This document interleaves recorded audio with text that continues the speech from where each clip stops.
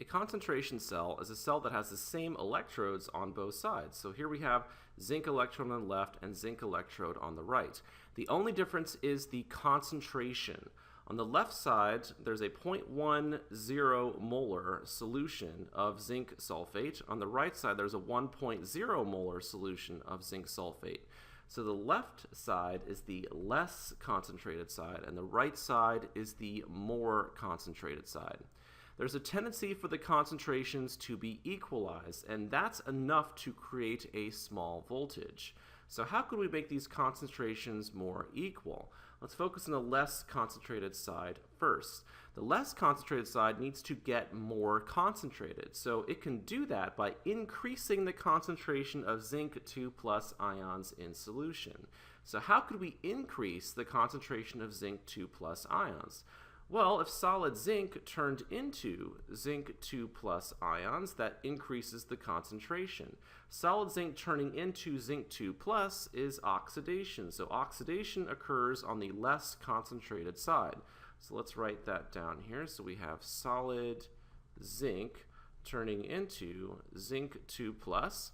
I'm going to write 0.10 molar to distinguish this from the other side, plus 2 electrons, right? So we lose 2 electrons. Solid zinc loses 2 electrons to turn into zinc 2 plus.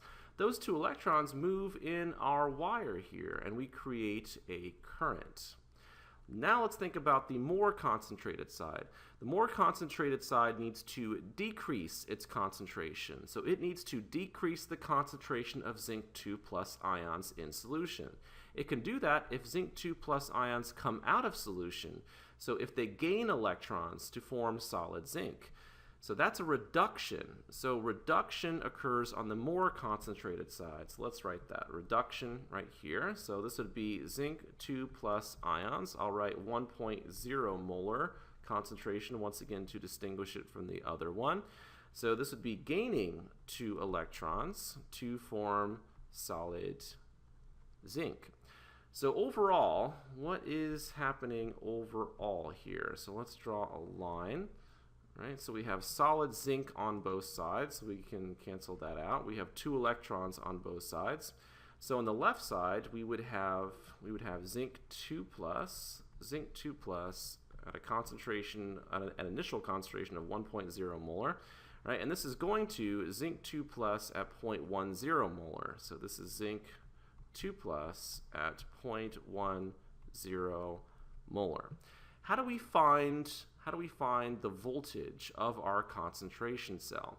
Remember from the last few videos that the Nernst equation allows us to calculate the potential of the cell.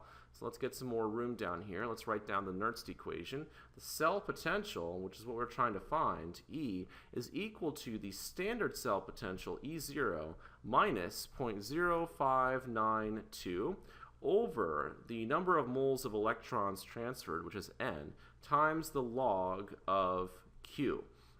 So this is one form of the Nernst equation from the last few videos.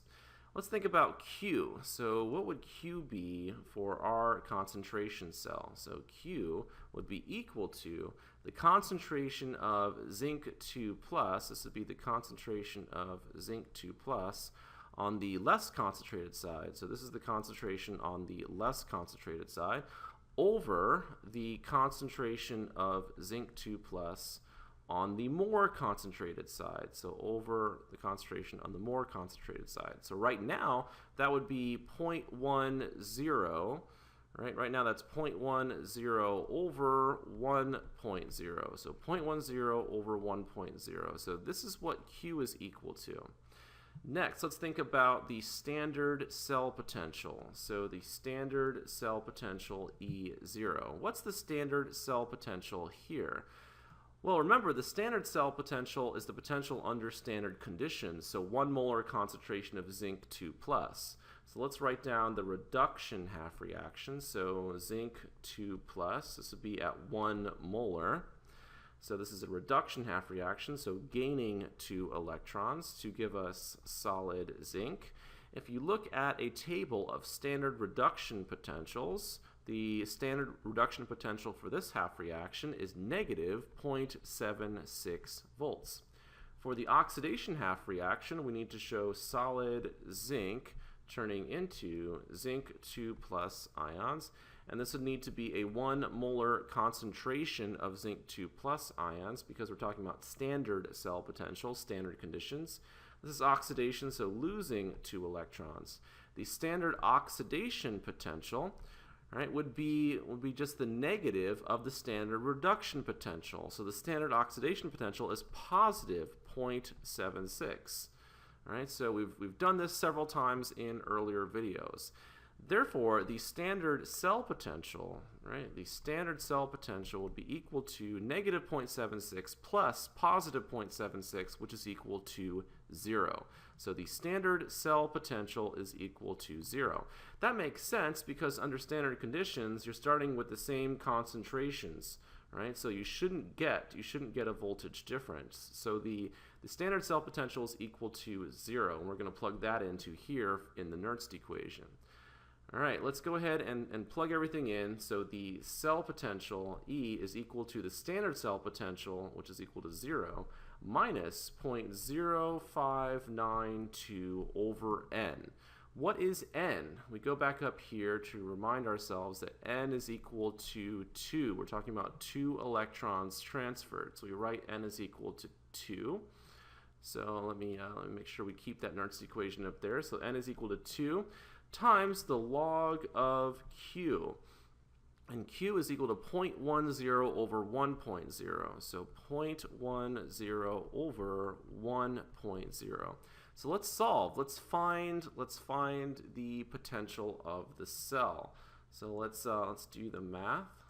So we have let's see, log of 0.10 divided by 1.0. And that gives us negative 1. So we're multiplying that by negative 0.0592, and we're going to divide that by 2. So we get a cell potential of 0.0296 volts. So the cell potential is equal to 0.0296 volts. So that's positive. That's positive, indicating this is spontaneous. So this is our instantaneous cell voltage, right? So when we're talking about these concentrations, right, when we're talking about these concentrations right here, this is our instantaneous cell potential. So we get a positive voltage here. It's small, but it is there, and it's due to the difference in the concentrations. Right? It's due to the difference in the concentrations. What happens as the concentrations approach each other? Right? So as time goes on, right, Q is going to change, right? Q is going to change. What happens as the concentrations approach each other? Q should increase, right? So Q increases as the concentrations approach each other, and therefore the instantaneous cell potential decreases. So the cell potential decreases here. So again, we talked about this in the video on using the Nernst equation. What happens when the concentrations are equal? Right, let's go back up here to remind ourselves about Q. So what happens when the concentrations are equal? Well, if the same number up here and here, right, then Q would be equal to 1. So when the concentrations are equal, let me go ahead and write that. When the concentrations are equal, Q is equal to 1. And what happens when Q is equal to 1? We'd be taking the log of 1. And the log of 1 is equal to 0.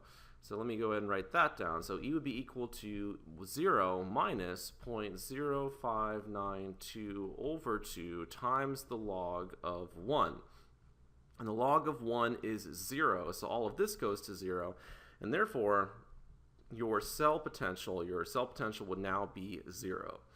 And that makes sense because the concentrations are equal, right? So there's no longer any tendency for the concentrations to be equalized, and so you're no longer producing a voltage.